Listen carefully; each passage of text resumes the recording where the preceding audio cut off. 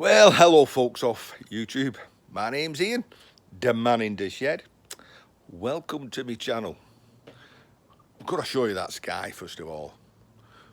Beautiful balmy evening. Been a lovely day. We're going through this week, the UK, bit of a heat wave. Makes me feel, think about the people. Oh, I've just been watching while I've had my tea. SV Seeker, Sailing Vessel Seeker. He's currently moored off the coast of Florida somewhere, and he's having to move his boat to avoid the hurricanes they're having down there. And it's in the news, it's not good. I hope shark scrapper's safe, and the other Floridian scrappers that we know. What about me? Well, my bottoms fell out. Easier to explain than show, I promise you. But you're going to have to watch. So first of all, it's a Wednesday evening. Work Monday and Tuesday. We picked up those fire extinguishers, processed them all. That's the iron ones. We can't get in the shed. I will do this tool review this weekend.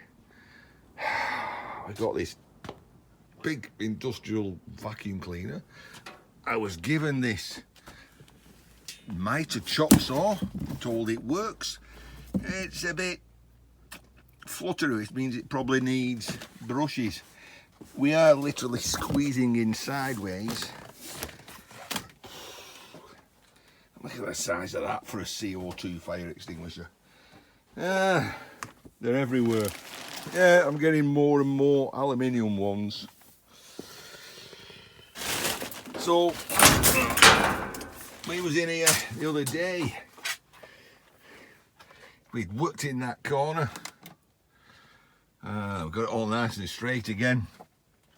And then we stacked up all the grinder parts, which I'll deal with again. That I can still there's another 6 or 7 in there. I can rebuild, but a little bit more work into it rather than just put brushes in. I dropped 14 of those off Monday morning to that company, and he gave me another box to fix. Oh, joy of joys.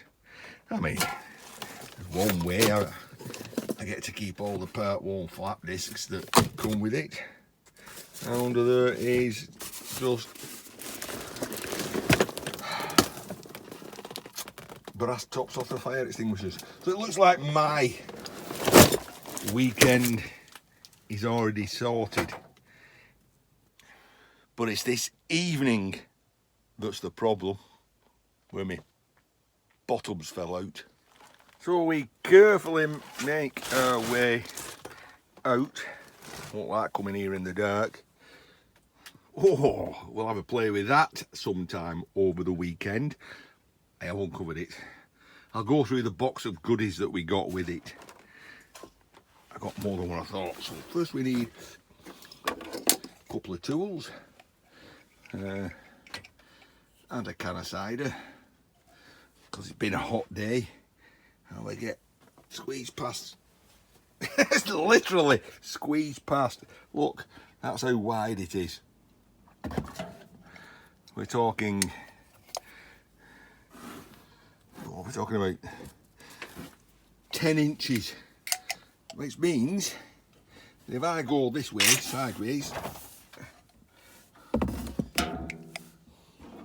well, that means literally I'm only 10 inches wide. Oh, I am if I breathe in. Right. Come on. It's starting to go dark. And I've got a big problem. What is my big problem, you may ask? I picked up this box of cable and the bottoms fell out my box. So now it's all loose. And there ain't no way it's all going back in there. So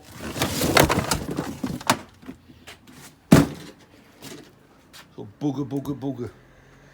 Right. Yeah, battery leads. Let's pick one at random, because there's a lot there. That's good enough. Let's take it over here. See what we've got. Well, they're a battery lead, that's all I'll tell you. One end is nickel coated copper, have to be cut off. On the other end is also some nickel coated copper in a plastic housing, which also has to come off. I get the snips. One-handedly, we will cut that off. And indeed we've got some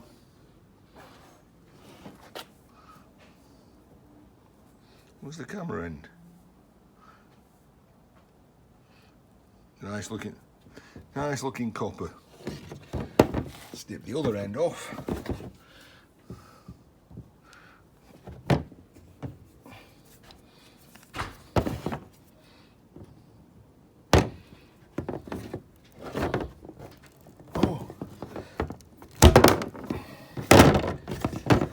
Again, slit this with the Stanley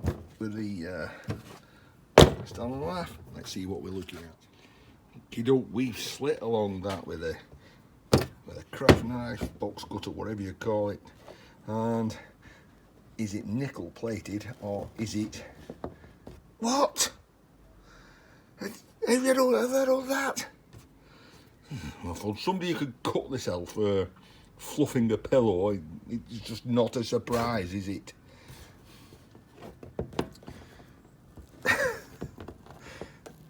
More, pay me dues. Can't do this, hang on. Right, so it is indeed what I'm going to class as burr bright. Just let me hold this other end and pull it out. Hey.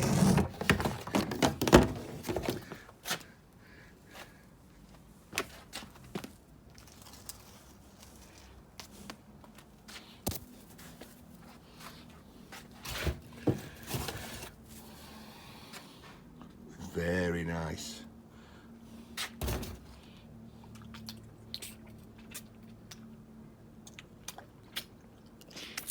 Sorry, I'm just licking it off.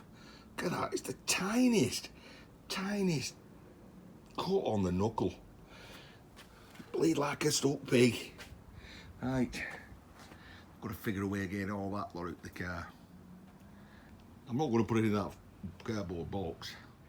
Well, after a bit of huffing and puffing and figuring, well, and as you can see now, it's dark, so we can't fully empty the car tonight, so we'll close that. We got the usual bags that I get from that guy that has all the leftovers from the jobs he does, a little bit of twin and earth, some network cables.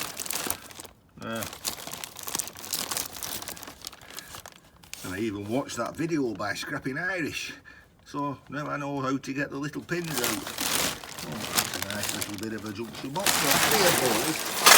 Well, there's about 8 bags, but I've just gone through, consolidated them all.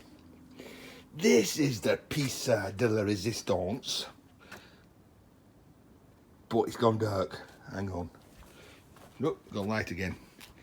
So that is very nice indeed. I'll give it a big jog, and I'm going to say round about 60 kilograms. But that'll be another video, because that's a test load. That's all I can say about that. Right, let's just go to the front. So we're at the front, and it's not as dark as it looks, right? But apparently, which way is north? Right, so that way is north. Okay, so north east by northeast.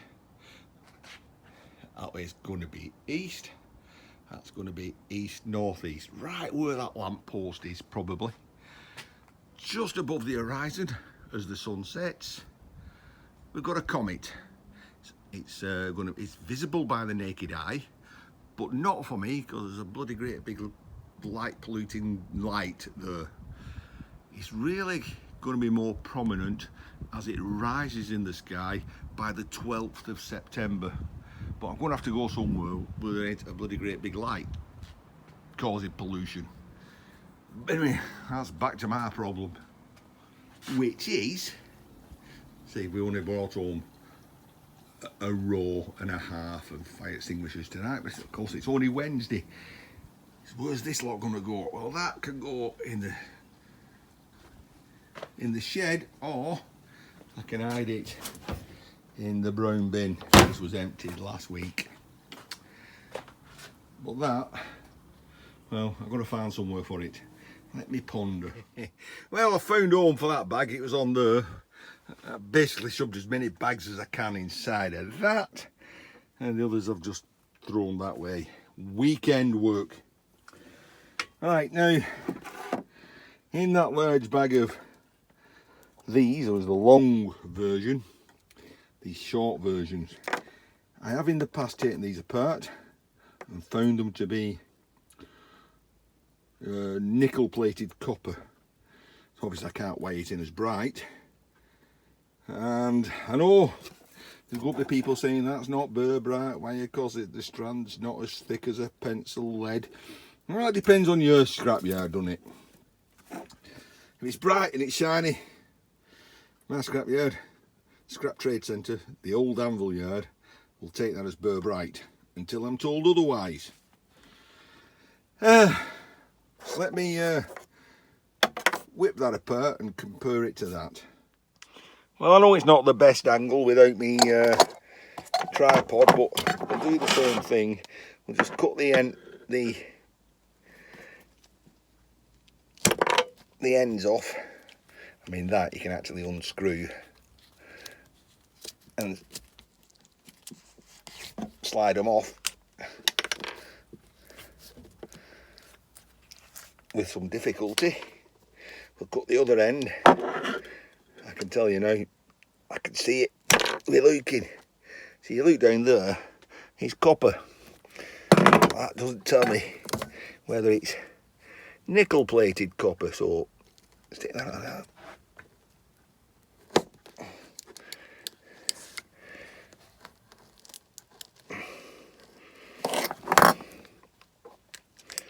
Right, and as I suspected, nickel plated copper. Let's do this black one as well. Well, I know time's pressing on, so without cutting the other end off, I've just peeled the plastic sleeving off, well, slit it off, and again it's nickel coated copper, which is a different price category than burr bright. We'll not go through that argument again. If you've been skipping, I get burr bright for that. Right, I can get this plastic off. Inside there is, well, a lump of copper coated nickel, something similar to that ish. Nothing like that, to be quite honest. Which means for this test run of cable, I need to separate all the small ones from the big ones, or do I just strip them as I get them? That goes in one pile and that goes in another pile. Decisions. 9 PM in the evening. I've done it again, haven't I? 9 PM in the evening. I've validated a supposition, whatever they call it, redundant pronoun, whatever. It's dark, it's time I were in bed, and it's hot, I'm leaking, my head is leaking. Ian in his shed. See you at the weekend, unless I get something else interesting this week. Wednesday, Thursday tomorrow. Not much of this week left. we've got plenty stripping to do. I'll take care. You also take care. It stopped bleeding anyway. Good night. You probably can't tell so much here, but I left the window open on the car, so I need to lower the window because it's been hot. And then I forgot, bugger, sugar. I've got a big box of more cable sitting on the passenger seat. If it don't rain, it pours. Well, I know it's a school night, but we're quite worn out. So, playing glass, no. Oh, I still got those whiskies to try yet that George Richardson sent to me. But tonight is going to be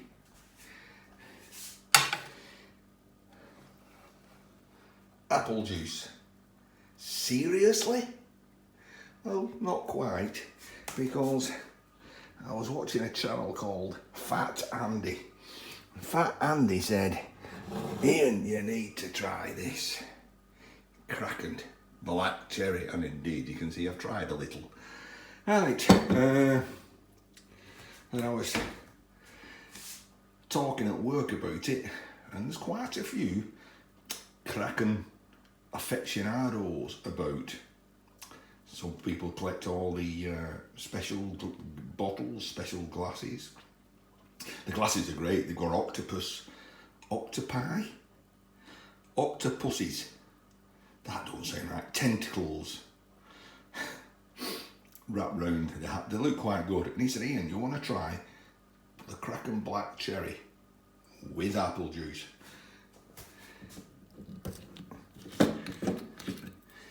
You know what, first of all,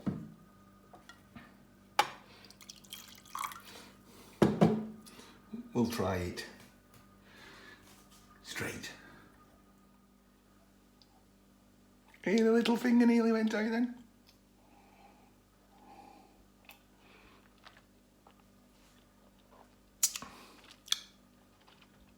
It's very smooth, very smooth. Taste the rum. The black cherry definitely comes through afterwards. Oh, it's like when you have those cocktails and you get the black cherry on top, and it's been soaked in kirsch.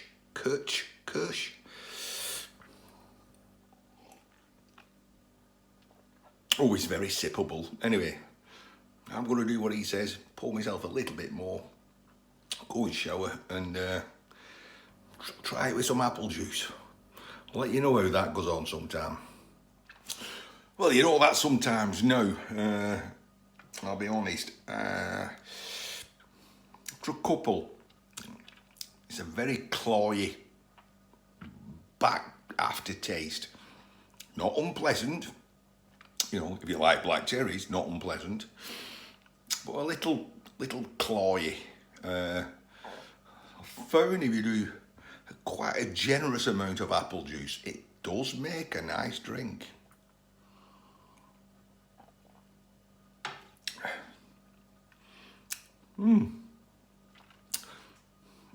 Ta-ra.